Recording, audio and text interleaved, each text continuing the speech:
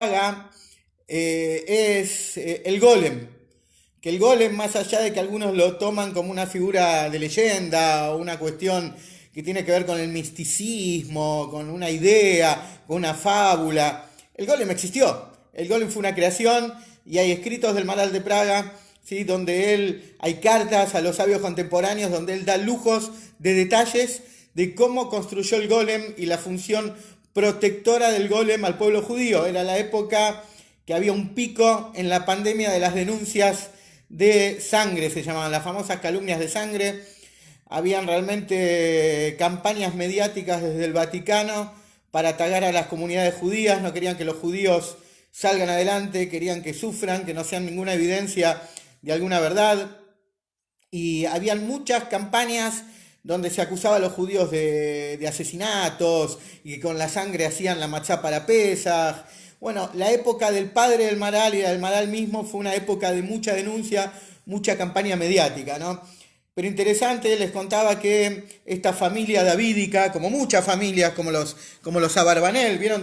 Don Isaac Abarbanel, este ministro de Finanzas de España, de Portugal, también era una familia davídica, como tantas familias davídicas que hay en el hasidismo, familias de la realeza judía.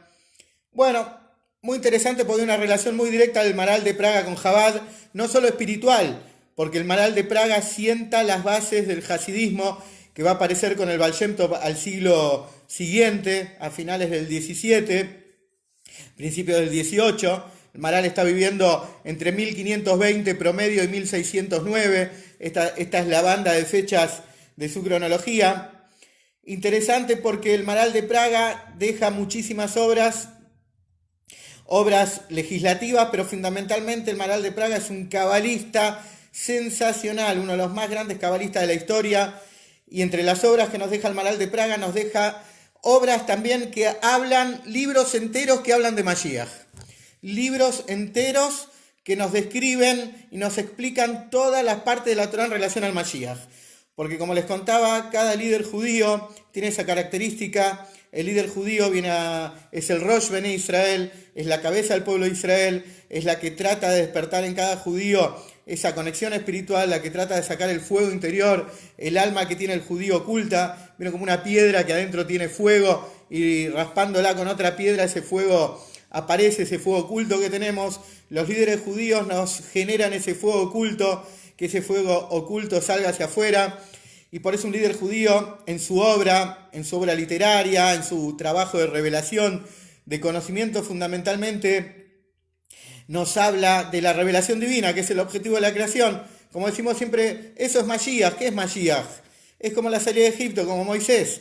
Toda la cuestión de Mashiach es revelar la verdad de Dios en el mundo. Hoy estamos en un mundo, Olam, siempre digo Elem, ocultamiento, tiene que ver justamente con el ocultamiento de la presencia divina, y la vida es justamente el desafío de no asustarnos de ese ocultamiento y trabajar para revelar la presencia de Hashem en el mundo, para que se manifieste la verdad. Y los líderes judíos en sus obras, en sus enseñanzas, ponen muy presente esto. Hay un libro sensacional del Maral de Praga que se llama Netzach Israel, la eternidad de Israel. Es el libro que les voy a contar ahora a partir de algunos minutos. Grandes enseñanzas, pero antes que esto les quería contar cómo el Maral de Praga está tan conectado al hasidismo. El primer libro del hasidismo Chabad, del hasidismo intelectual, como todos saben que Chabad no solo es Hayalei Beit David, los soldados de la casa de David. Chabad es un acróstico de las tres funciones intelectuales: Jochma, inteligencia; Biná, entendimiento; Da'at, conocimiento, comprensión.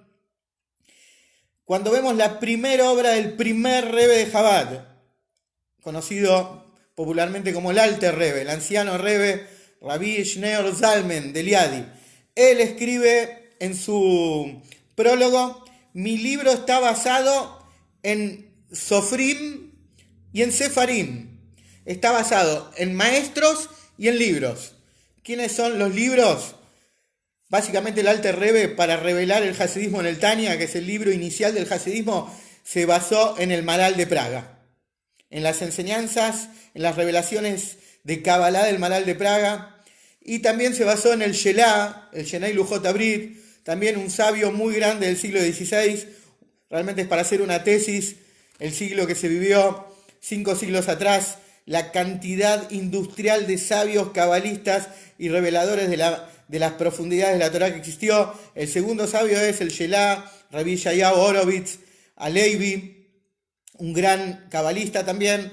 Y los maestros que él nombra ahí son el Baal Shem Tov y el Maggid de Mesrich, que son los dos primeros rebes. Pero no solamente el hasidismo y el Maharal de Praga, con 150 años de diferencia, están unidos en la parte intelectual, en el área académica, sino les voy a contar otra cosa. El primer rebe de Lubavitch, conocido en su documento de identidad como Zalmen Boruchovich, ¿sí? Boruchovich era el apellido, era hijo de Boruch, Boruch era el papá del Alter Rebbe. Zalmen Boruchovich hay 7 generaciones padre e hijo entre el primer Rebbe de Chabad y el Maharal de Praga. Es decir, que no solo tiene una conexión de sabiduría que conecta el hasidismo con las obras de Kabbalah del Maharal de Praga, hay una conexión sanguínea, espiritual. El Alter Rebbe desciende, hay 7 generaciones padre e hijo en el medio, grandes sabios, por supuesto. En el medio hay un Rabbi Moshe, que era un judío que activaba en Italia, más precisamente en el Vaticano, rescatando jóvenes de las universidades, jóvenes que caían atrapados por la seducción de las universidades del Vaticano. Y Rabbi Moshe, que era más o menos en la mitad de las generaciones entre el Maharal de Praga y el Alter Rebbe, el primer Rebbe de Chabad, trabajaba en esto, ¿no? Es decir, todo esto lo pueden encontrar, toda esta genealogía. Hay un libro en hebreo que se llama Sefer HaZichronot, del Rebbe anterior, y en castellano se conoce como Memorias. Un libro muy interesante que nos cuenta mucho de esta genealogía, mucho de este linaje davídico que empieza en esta parte de la historia con el Maharal de Praga hasta el primer Rebbe de Chabad. Pero bueno, vamos a nuestro punto. Cuando empezamos a estudiar este libro, Netzach Israel, que ya el título del libro es increíble, La eternidad de Israel. Como les decía, todo sabio, en hebreo, el líder judío es la cabeza, justamente la que da soporte a todo el cuerpo. Vieron como una cabeza está conectada por el sistema nervioso a todo el organismo. Así, en nuestro pueblo, los líderes son llamados cabezas, Rashei Bnei Israel. Por eso esa es la palabra Rebe. Interesante el título del libro, Netzach Israel, la eternidad de Israel. Porque cada vez que hablamos de Mashiach, que es hablar del objetivo de la creación, que es hablar realmente del sentido de nuestras vidas, de la respuesta a qué venimos a este mundo, de la respuesta por qué estamos acá. Y como sabemos, vinimos a este mundo a revelar la presencia divina, a transformar este espacio oculto, que es la existencia física, en un lugar, vamos a decir, habitable por la divinidad. Así como una persona se construye una casa y la habita, lo mismo a través de estudiar Torah y cumplir mitzvot, nosotros hacemos un lugar habitable para el Creador. Las mitzvot a lo largo de toda la historia, el sacrificio del pueblo judío, fueron poniendo los cimientos, los ladrillos, los pisos, las columnas, para esta inauguración que ya es de un momento al otro con la llegada del Mashiach prontamente. Entonces, que el libro se llame Netzach Israel, la eternidad de Israel, también ya el título mismo ya nos da un panorama de lo que viene, de lo que hay en su contenido. ¿Sí? La eternidad de Israel, todo lo que nos pasó en la historia, realmente es increíble que el pueblo de Israel exista y existirá por siempre. Y la eternidad de Israel también es una respuesta a cualquier bajón, a cualquier situación que uno puede tener en la vida particularmente. Y uno tiene que siempre reflexionar sobre ese concepto, la eternidad que tenemos en nosotros, nuestra alma, nuestra conexión divina, nuestro verdadero ser, que es eterno, que ninguna variable mundana, ninguna cuestión de la vida particular tiene derecho a destruirnos o a derrotarnos. Por eso Netzach Israel. Y a esto elegí para hoy un capítulo muy interesante. Por lo menos a mí me gustó mucho y tengo muchas ganas de compartirlo, donde el Maharal de Praga selecciona un pasaje talmúdico. El Maharal de Praga, ¿de dónde? Del Tratado de Sanedrín. Como muchas veces les nombro los lunes y los jueves, que estamos transmitiendo hace algunas semanas a las 7, siempre hora argentina. Hay un capítulo en el Tratado de Sanedrín. Sanedrín es como la Corte Suprema de Justicia, era el máximo organismo legal de Israel que se ubicaba dentro del Beit HaMikdash, dentro del Gran Templo de Jerusalén. Ahí estaban los 71 sabios, vino como Moisés y los 70 sabios. Esto siempre existió en la historia, durante el primer templo, el segundo, inclusive el Sanedrín continuó luego de la destrucción del segundo templo, tuvo 10 exilios hasta que cesó. Pero este tratado de Sanedrín, que nos habla mucho de la legislación, hay un capítulo, el número 11 de este tratado, y siempre recuerdan que el 11 es el número de la redención, el número que sale del sistema decimal y trasciende todo. Hay un capítulo que se llama Perek Helek, el capítulo que se llama Helek, donde Maimónides también da, en su explicación a las Mishnayot, ahí es donde escribe sus 13 principios de la fe judía, donde el número 12 es Mashiach, el número 13 es Tejiat Ametim, el retorno de todas las almas a sus cuerpos. En ese capítulo famoso, capítulo 11, la Gemara, que es el desarrollo de la Mishnah, habla muchísimo de Mashiach, pero muchísimo, todo el tiempo, todos los temas de Mashiach que a ustedes se les puede ocurrir o que alguna vez escucharon, una inmensa y una abrumadora mayoría de los temas de Mashiach están en ese capítulo 11 de Sanedrín. Dentro del libro Netzach Israel, el Maharal de Praga nos propone analizar una conversación entre sabios. Había un sabio, Rabbi Nachman, y otro sabio, Rabbi Yitzhak. Como nosotros estudiamos en Hasidismo, cuando estudiamos el Hasidut, que es el núcleo de la Torá, sabemos que ni siquiera los nombres son aleatorios. Es decir, cuando estudiamos Torá, y estudiamos la Torá completa, con su parte básica, inicial, revelada, también lo acompañamos con el estudio del núcleo, la parte nuclear atómica del conocimiento divino, no solo la parte exterior, física, sino cuando estudiamos Hasidismo, acompañamos esto. Y hay un pasaje que un sabio, Rabbi Nachman en hebreo viene de Nehemá, de consuelo, le pregunta a Rabbi Yitzhak, ¿sí?, al rabino que se llama Reiré. Isaac en hebreo es Reiré, a futuro, es el verbo reír conjugado a futuro, que tiene que ver con la risa y la alegría eterna cuando el mundo se encamine. Le pregunta a Rabbi Nachman a Rabbi Yitzhak, le dice, che, no era argentino, entonces no le dijo che, dijo, ¿cuándo viene Bar Niflei? ¿Qué? Le dice el otro, ¿quién es Bar Niflei? Bar Niflei literalmente es el caído. ¿Vieron como Bar Mitzvah es el chico que cumple 13 años? Literalmente un Bar Mitzvah es un adulto. Bueno, el Bar Niflei literalmente es el caído. ¿Quién es el caído? Una vez tradujimos Bar Niflei de otra manera, ¿sí?, como el abortado, así es llamado el Mashiach también, pero en este pasaje del Talmud encontramos que Rabbi Nachman le dice, che, ¿cuándo viene Bar Niflei? Entonces Rabbi Yitzhak le dice, ¿quién es Bar Niflei? El Mashiach, le dice, el Mashiach.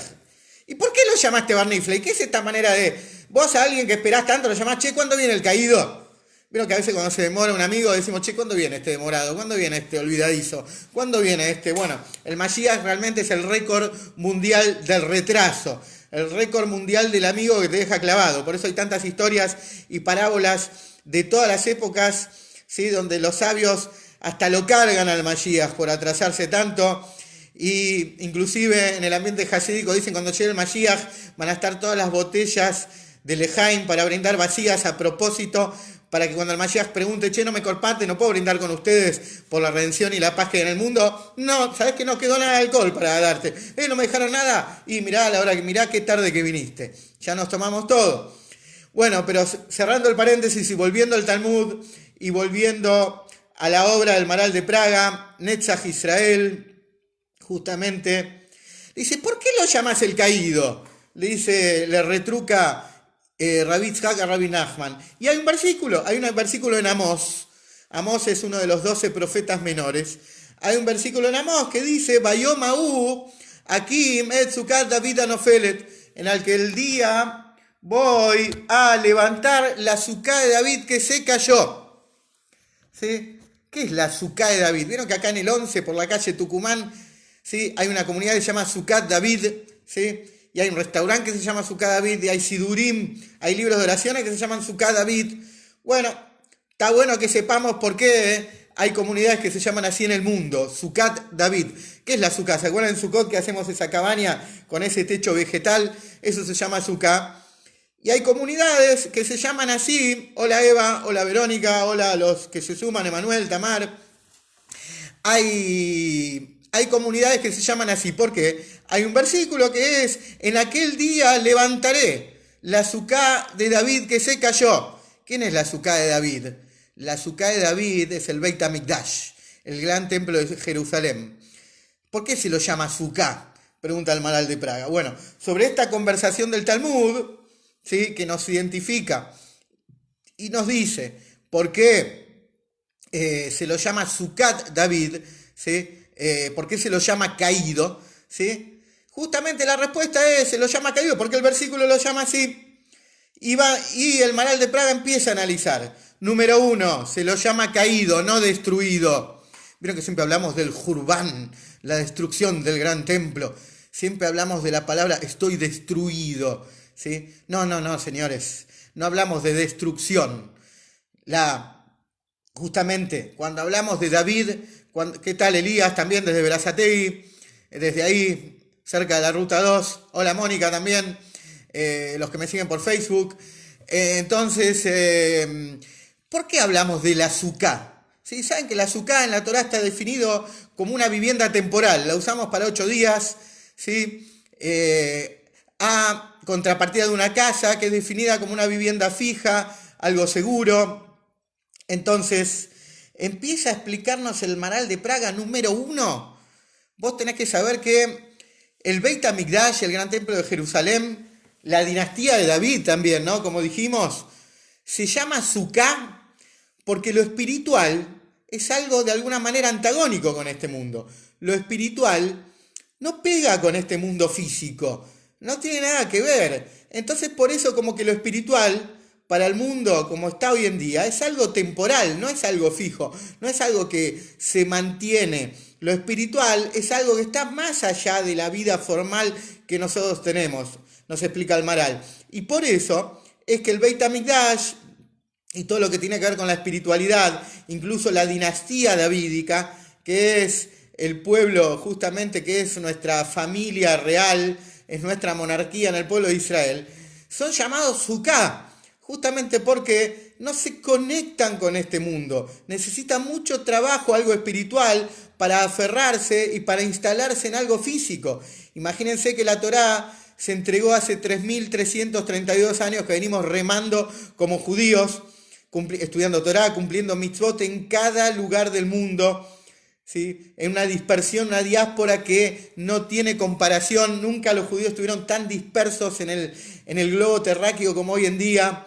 Entonces, imagínense cómo la venimos remando 34 siglos y ya queremos que esto termine. Fíjense cómo lo espiritual tarda en instalarse definitivamente en lo físico. Por eso es que el Beit HaMikdash se llama Sukkah a primera instancia. Por eso la dinastía de David, que es el reinado de Hashem en el mundo, como decimos todos los días en la plegaria, y que será la soberanía para Hashem, en aquel día Hashem será uno y su nombre uno. Entonces, imagínense, por eso se llama Sukkah, número 1. Número 2, se dice Sukkah David Anofelet, que cae, que cayó, porque no se destruyó. No existe que el pueblo judío se destruya, no existe que el Beit HaMikdash sea destruido, desalojado, no existe una dinastía de David caída. Algo que se cae se levanta. Famoso versículo, famosa expresión judía: 7 veces se cae el justo y se levanta. Perdónenme que les doy un ejemplo mundano. Todos los que se criaron con Rocky en los años 70 y 80, que tienen mi edad avanzada ya, saben qué significa eso. Te caes, te levantás, arriba. ¿Sí? Justamente por eso está la palabra caída. Arriba. ¿Sí? Porque no está destruido, no estás acabado, te caíste y si te caíste te levantás. ¿Sí? Número 1, que esto es un mensaje para cada judío en particular, para el Mashiach interior que tiene cada judío, que es ese nivel profundo del alma que se llama Yehidah Shebenefesh, un nivel único.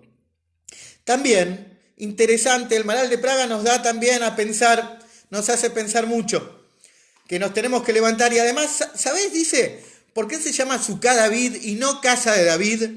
Porque existe la expresión Beit David, se las dije antes. Existe la expresión casa de David.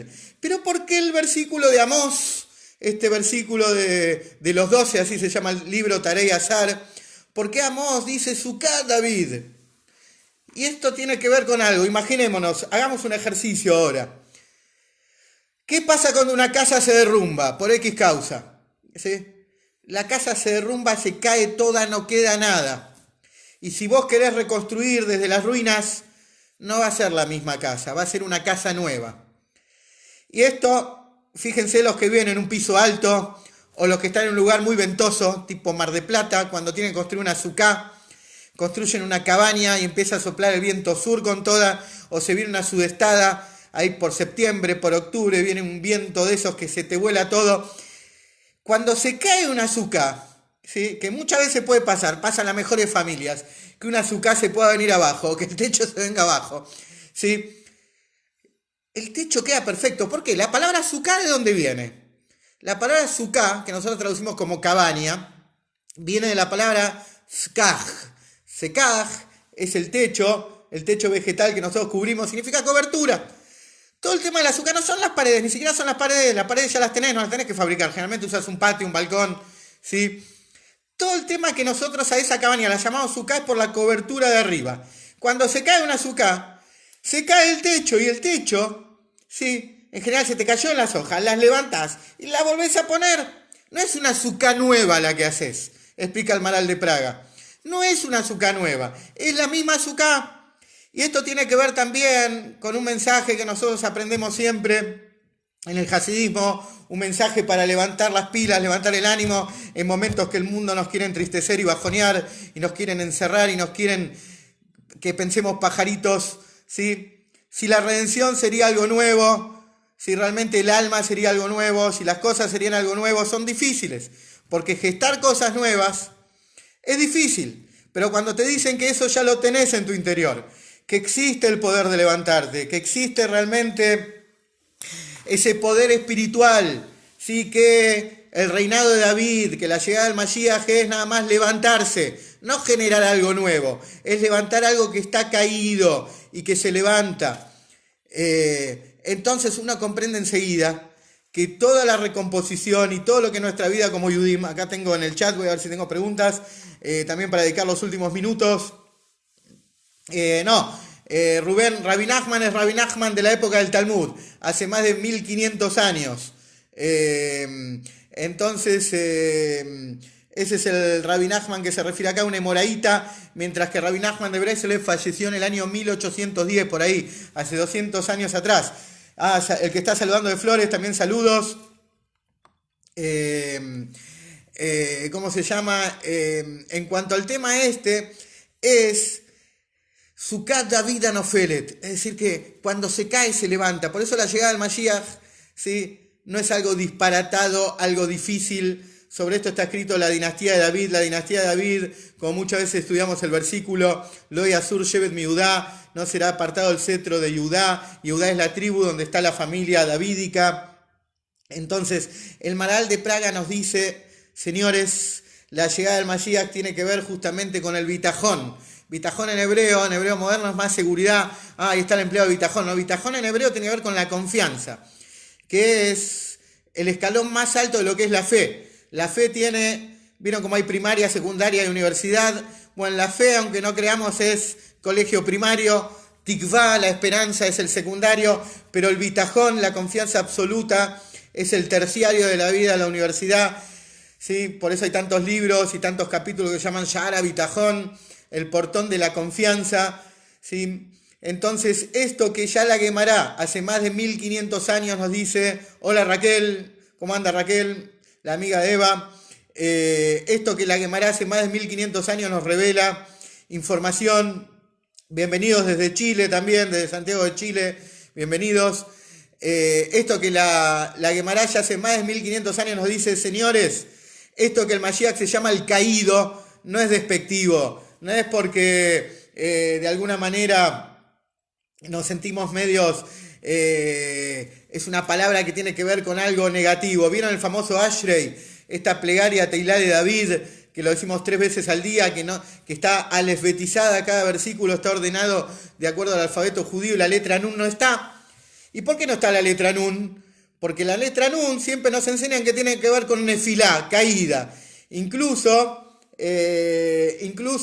en parte de nuestra plegaria decimos que Dios es Somech Noflim, apoya a los caídos. A veces parece que la palabra caído, ¿no? Estás medio caiducho, te dicen, estás con la cara caída, te dicen. Parece que la palabra caído fuera negativo, no señor.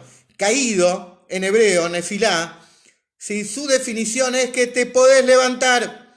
Y por eso el Maral de Praga nos enseña que el Talmud ya hace 1500 años te está avisando, si te llega a pintar el bajón, Hasbe Shalom, Dios libre, que te pinte el bajón o te pinte una situación, un pensamiento negativo o derrotado, un pensamiento derrotista o pesimista, tenés que saber que somos la generación de la Geulá, la generación de la redención, una generación que está viviendo pruebas, pero pruebas que son ilusiones ópticas. Tenemos que estar tranquilos y con la plena confianza, como dice el Maral. Por eso la Torá lo llama el caído al Mashiach, al reinado de David, al Beit HaMikdash, a nuestra propia generación, porque solo lo que tenemos que hacer es levantarnos. Si ustedes van a decir, bueno, me caí, me cuesta levantarme, me cuesta salir adelante, es solo levantarse, señores, es solo ponerse de pie, no nos piden otra cosa. Y van a ver que el ponernos de pie y tener ganas de seguir para adelante, ¿sí? Nos va a abrir el camino hacia la redención, hacia la alegría, hacia la confianza en Hashem. Les cuento un dato, si alguien quiere preguntar algo en los últimos minutos.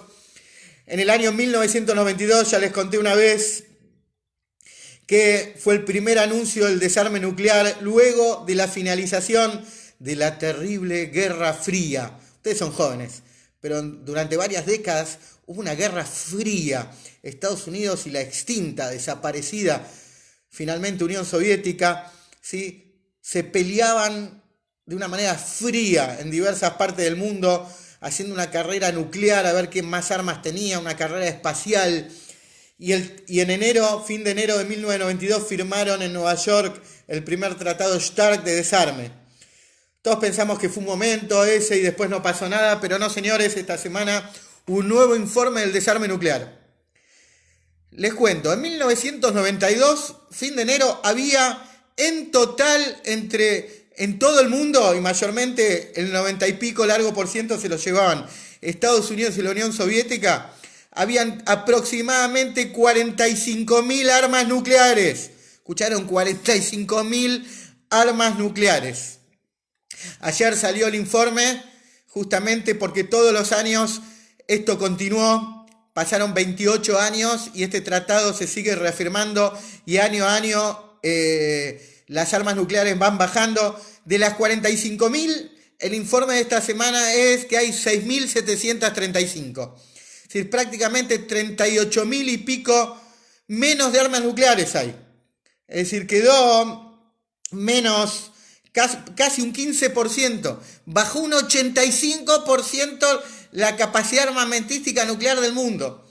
Cuando nosotros hablamos que estamos en la era del Mashiach, y el Rebbe nos dijo que se empezó a cumplir el versículo de Isaías, Yayau, que está en la entrada de las Naciones Unidas en Nueva York, la Roma de hoy en día, que habla el Maral de Praga, que les voy a encontrar en otra oportunidad.